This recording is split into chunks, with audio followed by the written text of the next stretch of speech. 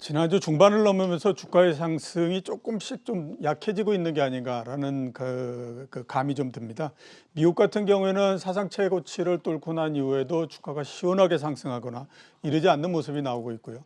우리나라는 8월 초에 급등을 하고 그 영향으로 조금씩 주춤되고 있는 게 아닌가라는 생각이 듭니다. 그래서 오늘은 국내 시장에 대해서 알아보는 시간을 갖도록 하겠습니다. 이진우 GFM 투자연구소 소장 나오셨습니다. 안녕하십니까? 안녕하세요. 자, 어제 미국 시장에서 특히 나스닥이 다시 사상 최고치를 기록을 했습니다. 예, 미국 시장의 흐름을 한번 좀 짚어주시겠습니까? 예. 어제 뭐 테슬라가 다 끌어올렸죠. 예, 그렇죠. 테슬라가 예. 시원하게 끌어올렸죠. 아무래도 구경제 내지는 좀 요즘 이렇게 각광을 못 받는 종목들이 많은 다우는 아무래도 계속 언더퍼폼 중이고요. 예, 예. 말씀하신 대로 조금 이렇게 사상 최고치 경신 중인데도 불구하고 나스닥 일간 차트 보시면은 이렇게 이제 좀 약간은 버거워하는 모습은 보입니다. 그렇죠. 그죠? 예, 3월 저점 대비 벌써 뭐 68%니까요. 그런 상황이고 여기서 이제 말씀드렸던 테슬라 우리 국내 투자자들의 해외 주식 가운데 1위 종목 아니겠습니까? 예. 예. 지금 이날 11일 날 이후에 지금 나흘 동안 자꾸 이제 기사에는 액면 분할이라 하는데 가만히 보니 미국 주식 액면가가 없으니까 예, 그렇죠. 그야말로 스탁 스플릿 주식 예. 분할이라는 표현이 주식 맞는 것 분할이죠. 같습니다. 네, 주식 하나를 갖다 5개로 나눠준다는 얘기니까 그런 식인데 다들 그렇게 얘기하네요. 이 뭐 관련된 종목에 댓글들 주고받는 분들 보면은 21일까지는 주주명부 확정인데 예. 그때까지는 가는 거 아니냐 이런 얘기고 그리고 확실히 삼성전자나 우리 국내에서 있었던 그 뭐 아모레퍼시픽 또 롯데칠성 이런 거에 우리 쪽에서 말하는 액면 분할하고 미국에서 나타나는 특히 테슬라 같은 경우는 확실히 다릅니다. 그때 우리 국내는 다들 느낌이 그랬거든요. 저렇게 비싸진 주식 누가 사줄까 싶을 무렵에 쪼개서 넘기려고 하는구나 하는 느낌은 누구나 있었습니다. 예. 반면에 이제 테슬라 같은 경우는 아직도 스토리는 여전히 만들어지고 사고 싶은 사람은 많은데 그러면 더 열심히 사줄게 하는데 막상 이 저렇게 예고된 날짜 이후에 어떻게 될지는 한번 궁금한데 그리고 엔비디아 어제 같은 경우에 많이 올랐습니다. 엔비디아 월간 차트 보면은 조금 비현실적입니다.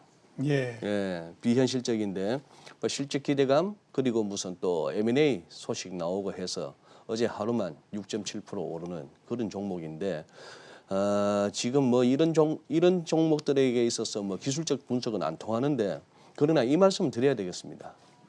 우리가 지금 국내 개인 투자자들 그리고 미국의 로빈후드들이 막 달라들었던 종목 이때 달라들었죠.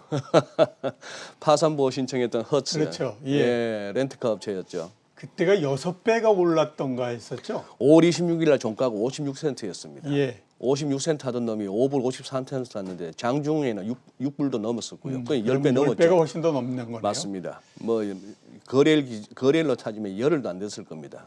그러다가 지금 이제 1불 49센트니까 고점 대비는 아마 이 정도. 또 이런 종목 제약회사 된다는 코다. 예. 예. 이날 24일만 해도 2불 10센트. 이놈이 60불 갔다가 지금 7불 64센트, 87%. 또 뭐 제가 봐서는 실체는 없는데 어쨌거나 꿈은 거창한 니콜라 같은 경우에 얘도 지금 고점 대비 뭐 이런 식의 종목들도 있으니 미국도 가는 놈만 가고 못 가는 놈은 못 가고 잘못 물리면은 또 한참 기다려야 되는 종목들이 있고 하는 거는 마찬가지입니다만 지수를 갖다 견인하는 몇 개의 종목들이 계속해서 끌고 가고 있는데 S&P 500은 요것만 남았습니다. 이거 하루 걸음입니다. 가려면은 예. 사상 최고치 3393. 근데 지금 이제 골드만은 애초에 금년 목표치 3000 했다가 지금 3600으로 또 상향 조정하네요. 골드만의 저런 전망 갖다가 참 잘 새겨 드려야 되는데 저는 뭐 골드만은 이번 건은 이게 낚시일까 아닐까를 갖다가 항상 염두에 두고 살핍니다만 예. 어쨌거나 이런 상황이고요. 다우는 아직까지도 오늘 이 팬데믹 갭 지난 2월 24일 날 발생했던 갭도 아직 못 채운 상태로 여전히 부진합니다. 그 이유는 이런 종목들 때문이죠. 보잉입니다. 예. 이 싸다는 거 말고는 지금까지 이 보잉을 꼭 사야 될 이유를 글쎄, 예. 잘 못 찾습니다. 30개 종목 중에서 하나가 저 모양이 되면 주가가 올라가는 것도 상당히 좀 쉽지가 않은 그런 그 상태. 저희가 단순 평균 아닙니까? 다운은. 그렇죠. 예, 예, 예. 한 종목만 디립다 빠져도 지수가 예. 못 가는. 30분의 1만큼의 효과를 발휘를 하기 때문에 그렇습니다. 굉장히 좀 예, 그 예. 영향을 많이 줄 수밖에 없죠.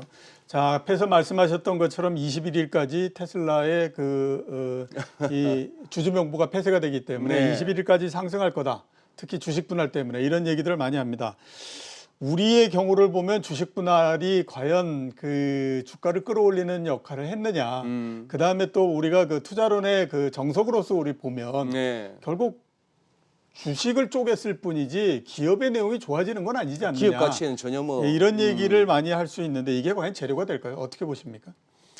워낙에 테슬라 같은 경우는 지금 저기 우리나라의 아까 말씀하신 몇몇 케이스와는 다른 게 저게 예. 통할 수 있는 게 지금 워낙에 돈이 많은 데다가 지금 또 한참 요즘에 테마인 성장성 뭐 이런 측면에서 지금 이제 주식 분할 이 얘기가 저렇게 주가를 갖다가 끌어올리는 재료로 작용은 한다고는 보고 있습니다만 예.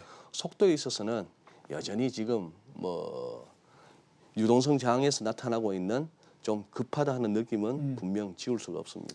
테슬라의 주가 특히 어제의 상승이 주식 분할 때문이다라고 하게 되면 제 생각으로는 미국 사람들의 투자에 대한 그 깊이가 네. 우리보다도 훨씬 더 못하다라는 생각이 굉장히 듭니다. 천박한 거죠. 예. 예. 왜 그러냐면 우리가 그런 형태가 언제 나타났냐면 1980년대 중반에 나타났습니다. 네. 그 당시 어떤 일이 있었냐면 이제 저 주가가 쭉 올라가니까 그때는 최대 호재가 무상증자. 무상증자. 그러니까 예. 무상증자 50%를 하게 되면 주가가 50%가 올라갔죠. 왜 올라가냐고 했더니 주가가 갑자기 싸지기 때문에 올라가는 거다라는 얘기를 했죠. 그래서 제일 곤란을 겪었던 사람들이 누구냐면 미국에서 공부를 하고 온 사람들이 제일 곤란을 겪었죠. 자기들이 공부했을 때는 이건 말도 안 되는 얘기인데 시장에서 이런 일이 계속 발생을 하니까 이거를 도대체 어떻게 봐야 되느냐 이런 얘기를 했었거든요. 근데 지금 이제 이 그 미국에서 그에 보면 이 깊이가 이 주가가 자꾸 이렇게 상승을 하면서 사람들이 한쪽으로 계속 쏠리다 보니까 네. 주가의 깊이가 계속해서 낮아진다라는 생각이 좀 많이 좀 듭니다. 그 뭐 작년부터 회자되었던 그놈의 포모 장세, 예. fear of missing out. 나만 이거 못 가는 거 아니야? 음. 내지는 그 왜 하얀 쥐, 레밍 앞에 놈 두루루 달리면 뭐 뒤에 어디 가는지도 모르고 우 가다 보면 나중에 절벽에 후루룩 떨어지는 그런 어떤 레밍 관련한 레밍 효과 이런 얘기도 합니다만, 예. 예, 뭐 이제 여기까지 왔으니까 아직은 이런 얘기가 이제 뭐 세상 바뀐 거에 대한 적응이 늦어서라고도 평가는 받을 수는 있겠습니다만, 어쨌거나 요즘 개인 투자자들 미국이나 어디나 할 것 없이 그렇게 주도가 되어서 뭔가 여느 때와는 다른 시장 흐름을 만들기는 했습니다만 조금 시장에 있어서 그걸 갖다가 느낄 수 있는 거는 주식 갖고 있는 분이 주가가 올라서 좋은 거는 맞는데 거기에 이렇게 토론하는 분들의 말들을 보면은 저희들만 그러는 게 아니고 거기도 보면 야 미쳤다 미쳤어가 굉장히 많아요. 예. 예. 그리고 지금 시장이 조금 그런 어떤 분위기 가운데 가고 있는 거는 분명합니다. 그런 얘기를 하면서도 참을 수 없을 때까지 주가는 올라가니까요. 그죠? 자, 그 한번 또 말씀을 하셨기 때문에 여쭤봐야 될 것 같습니다. 미국의 기술주들이 계속해서 예. 돌아가면서 계속 상승을 네. 하고 있는 상태입니다. 미국의 기술주 진단 한번 해보도록 하죠. 그 현재까지 오른 것하고 뭐 오른 거는 어느 정도 다 아실 테니까 앞으로 네. 전망은 어떻게 지금 보고 계십니까? 그러니까요. 지금 뭐 더 들어올 돈이 없을 때까지는 가야 되는 거 아닌가 싶습니다. 예, 예, 그런 상황이고 지금 또 다들 뭐 미국이나 여나 우리나 할 것 없이 또 밀려라 하고 기다리는 분 얼마나 많습니까? 예, 그러니 지금 저는 좀 글쎄요. 예전에 대한 기억은 떨어져서 그런지는 몰라도 이 유동성 장세라는 얘기를 갖다가 숱하게 들었습니다만 예. 금년 같은 유동성 장세에도 저로서는 좀 새삼스럽고 뭔가 좀 다릅니다. 어떻게 다르십니까? 아니 예전에는 예를 들어서 유동성의 근원이 어디 한두 군데였는데 지금은 미국, 유럽, 뭐 일본, 영국 거기다가 이제 지난 주말에 또 중국 정치 훅 치솟았던 딴거 있습니까? 인민은행이 또 MLF 통해서 엄청나게 풀더만요. 예. 네, 그런 식이죠. 심지어 뭐 인도네시아 이런 애들까지 그냥 뭐 돈을 펑펑 찍어내는 그런 상황이다 보니 이런 유동성 해도 이만한 유동성은 겪어본 적이 없다는 느낌이 드니까 지금 여기서 대부분의 이코노미스트나 애널리스트들이 소위 말하는 전통적인 밸류에이션 기법으로의 어떤 주가에 대한 평가 다 포기하지 않았습니까? 그렇죠. 예, 그러니 지금으로서는 뭐 그 명제에 동의할 수밖에 없습니다. 꺾이고 나서 생각하자.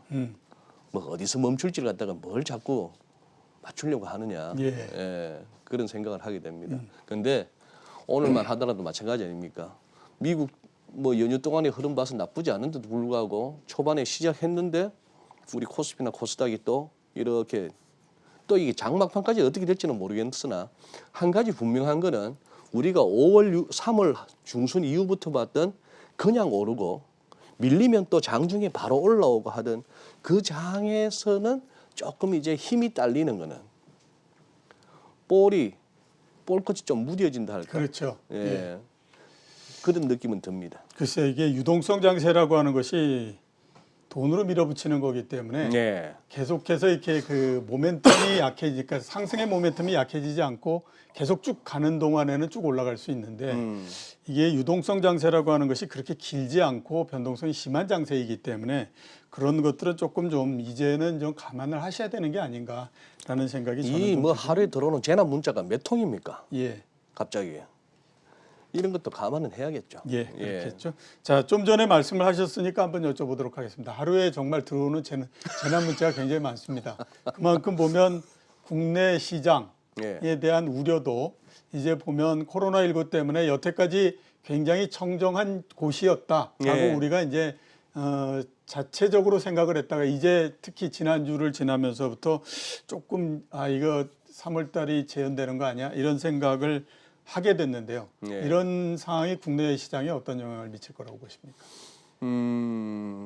이 부분도 좀 묘합니다. 뭐 가끔씩 며칠에 한 번씩 확진자가 새로 나왔다고 해서 그 지역에 가면은 그 인근 지자체에서 보내는 재난 문자를 받게 되고 예. 그 사람이 어떤 동선을 갖다가 한번 확인해서 뭐 이런 식이었는데 지금처럼 쏟아지는 확진자 숫자라면은 뭐 이제 동선 이런 얘기도 없는 거고 관심도 없는 상황인데요. 이것저것을 떠나서 일단 이 무거움을 어떻게 해결할 것인가 코스피입니다. 이 무거움을 어떻게는 해소를 하고 가야 되지 않겠습니까? 하다못해 기간 조정이라도 나와야겠죠. 뭐 가격 조정은 뭐 돈이 받쳐주니까라고 한다면 이 무거움을 어떻게 해결할 것인가 하는 것과 코스닥은 이번에 한번 보시죠. 이 21선 뭐 기술적 분석가들한테는 주추세라고 얘기합니다. 이 21선 그럼 5일선이 21선하고 이렇게 한번 머리 맞대고 다시 또 한번 그 옛날 중국 무협 영화처럼 호수에 칼끝 대고 한번 치솟아 오르는 그 장이 되는지 이번엔 단기 데드 크로스가 나는지 다 무겁거든요. 그런 예. 상황이고 뭐 그런 상황이라서 지금 이제 여기서 그러니 어디 가서 꺾일 것인가 하는 부분은 대차게 한번 2, 3일 갔다가 계속 꺾이는 적어도 2, 3%짜리 1%, 2%대의 급락이 2, 3일 이어지면 그때 가서 한번 제대로 자세 갖춰주고 해야 되는 거지만 그러나 장중에 좀 밀린다고 해서 덥석덥석 무는 것도 그것이 한 5월, 6월까지는 7월까지는 통했는지는 모르겠습니다만 8월은 조금 그건 아니다 하는 생각은 듭니다. 예. 예. 최근에 보면 아무튼 주가가 조금 소강 상태에 들어가는 것 같기 때문에